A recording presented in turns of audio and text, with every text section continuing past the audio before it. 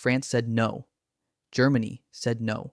And when two of the most powerful nations in Europe look at an American invitation and walk away from it, the message to every other government on the continent is unambiguous. Whatever this is, the risk is real. Giorgia Meloni read that message, understood it completely, and sent her foreign minister anyway.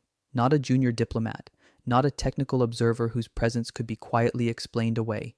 The most senior foreign policy voice in her government, sitting at a table that her own opposition is now calling the most dangerous restructuring of global power since the Second World War ended. A table where Donald Trump reportedly sits as lifetime chairman, where one man holds the veto, where a permanent seat reportedly costs $1 billion. The accusations landing on Meloni's government in Rome right now are not the ordinary noise of political opposition. They are structural, they are constitutional, and they are asking a question that Italy has never had to answer before. Did the Prime Minister just commit the founding member of the European Union to a parallel global order that nobody in the Italian parliament ever voted for? And if the answer is yes, what exactly did Europe just lose without being asked? To understand the full weight of what Giorgia Meloni just did, you have to start with what everyone else chose not to do, because the context of this decision is not simply Italy's relationship with Washington or Meloni's ideological affinity with the American right or the transactional logic of Mediterranean geopolitics. The context is the refusal. France refused. Germany refused.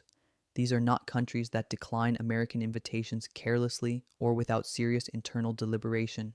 France and Germany are the twin pillars around which the European project has been constructed across 8 decades of painstaking integration. Their transatlantic relationships run deep, their NATO commitments are foundational, and their economic and political stakes in maintaining functional working relationships with Washington are enormous. When both of them look at something Donald Trump is building and decide that the risk of association outweighs the benefit of participation, that judgment carries weight that cannot be dismissed as reflexive anti-Americanism or ideological posturing. It is a considered assessment by the two governments best positioned to make it. Meloni made a different assessment, and the mechanism she chose to express that different assessment was itself carefully constructed to provide maximum political cover while delivering minimum diplomatic ambiguity to anyone who understood how these things actually work. Italy joined Trump's so-called Board of Peace not as a full member but as an observer. The distinction carries genuine legal significance on paper. Observer status does not constitute formal membership in an international body. It does not automatically trigger the treaty obligations or institutional commitments that full membership would involve. It gives Meloni a defensible answer when Brussels asks whether Italy has broken ranks with the EU's collective foreign policy framework. She can point to the technical definition of observer status and argue that Rome is monitoring, assessing, gathering information, maintaining optionality. That is the argument her government has been making, and it has enough legal texture to survive a preliminary examination. What it cannot survive is a serious look at who she sent. Antonio Tajani is not a technical observer. He is not a mid-level foreign ministry official whose presence at an international meeting can be characterized as routine diplomatic engagement below the threshold of political significance. He is Italy's foreign minister, one of the most senior and publicly visible figures in Meloni's government, a man whose presence at any table in any context sends a message that cannot be qualified away by the technical definition of the status under which he was seated. In the operational language of international diplomacy, the rank of the person you send communicates the seriousness of the commitment you are making. Meloni sent someone who speaks with the full institutional authority of the Italian state. The opposition in Rome received that message with complete clarity and responded with the kind of sharp, direct language that Italian parliamentary politics produces when the stakes feel genuinely existential. Elly Schlein, the Democratic Party leader and Meloni's most consistent and capable critic, framed the accusation in terms that cut directly to the structural concern underneath the immediate political controversy. Meloni is replacing international law with the law of the richest and strongest. That formulation is not rhetorical excess. It is a precise description of what critics argue the Board of Peace actually represents when you strip away the diplomatic language and examine the institutional architecture underneath it. Because the Board of Peace, according to the analysts and opposition voices who have been examining it most carefully, is not a peace initiative in any sense that the existing vocabulary of international relations would recognize. It is not a multilateral body where sovereign nations participate as equals under binding international legal frameworks with transparent decision-making processes and accountability mechanisms that operate independently of any single member's preferences. What critics describe is something considerably more centralized and considerably more personal, a structure where Trump occupies the position of lifetime chairman, where effective veto power over major decisions resides with one individual, where the price of a permanent seat is reportedly $1 billion. If that description is accurate, then what Meloni has aligned Italy with is not an alternative to the existing international order. It is the replacement of that order with something built around one man's authority, one man's financial interests, and one man's vision of how global power should be organized and exercised. France understood the implications of that structure and declined. Germany understood them and declined. The question that Italian opposition politicians, constitutional lawyers, and EU officials are now asking with increasing urgency is why Meloni calculated differently and what that different calculation is going to cost Italy and Europe in ways that are not yet fully visible. The answer that Meloni's government offers returns consistently to one geographical and political reality, the Mediterranean. Italy's position in Europe is not interchangeable with France's position or Germany's position. It is defined by a set of pressures and vulnerabilities that the Northern European governments most influential in setting EU policy have consistently underestimated and inadequately addressed. The Mediterranean has become one of the most politically explosive regions on the planet across the period of Meloni's political rise. Migration routes from Libya and Tunisia and sub-Saharan Africa converge on Italian shores in volumes that no other EU member state absorbs proportionally.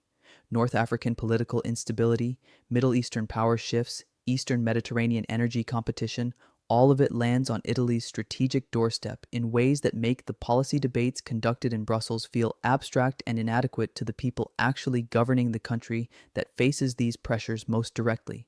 Meloni's government has made migration its defining issue and its central claim to political legitimacy. The argument she has built her coalition around is that Italy has been systematically abandoned by its European partners on the question that matters most to Italian voters, and that the EU's collective migration policy has been too slow, too fractured, and too dominated by the priorities of member states that do not carry Italy's burden to deliver the results that Italy needs. That frustration is not manufactured for domestic consumption. It reflects a genuine and long-standing asymmetry in how migration pressure is distributed across EU member states, and how inadequately that asymmetry has been addressed by collective European policy over multiple decades. When Trump began reshaping the political landscape of the Middle East and North Africa through the kind of direct transactional diplomacy that bypasses multilateral processes entirely, Meloni was watching with the attention of a leader whose most pressing strategic concerns are directly affected by every decision made about Libya, about Tunisia, about the Eastern Mediterranean energy corridors, about the broader regional order that determines how much migration pressure arrives at Italian ports in any given year. Her calculation, stated plainly, was this: if the man who is currently restructuring that regional order is building a new table where those decisions get made, Italy cannot afford to be standing in the corridor outside that room while its core national interests are being decided by people who were never elected to consider them. Section 2. The billion-dollar figure did not arrive in Italian political discourse through a leaked document or an anonymous source whispering to a journalist in a parliamentary corridor. It arrived through the front door. Opposition politicians cited it openly in Parliament. It was discussed in press conferences under television cameras. It was debated on prime-time news programs across the country. And the government of Giorgia Meloni, which has demonstrated across its time in office a consistent willingness to respond aggressively to accusations it considers unfair or politically motivated, did not deny it. That silence is the detail that every serious observer of Italian politics has noted, and that nobody in Meloni's government has yet found a satisfactory way to explain. In the operational language of political communication, when a government chooses not to deny a specific financial figure attached to a specific commitment, the absence of denial functions as something considerably more meaningful than a technical non-confirmation. It is a signal. and the signal being read by opposition politicians, by EU officials monitoring Italy's engagement with Trump's broader geopolitical project, and by constitutional lawyers examining the legal foundations of how this decision was made, is that the conversation about money is real, that it is ongoing, and that its outcome has not been publicly disclosed because the public disclosure is not yet in Meloni's political interest to make. To place that figure in its proper context, you have to hold it against the reality of what Italy is as a country right now, not Italy as an abstraction or as a founding member of the European project with a seat on the UN Security Council and a G7 chair. Italy as a lived economic reality for the 47 million people who wake up inside it every morning and navigate its specific and persistent material conditions. Italy has spent the better part of 2 decades managing a public debt burden that ranks among the heaviest in the developed world relative to the size of its economy.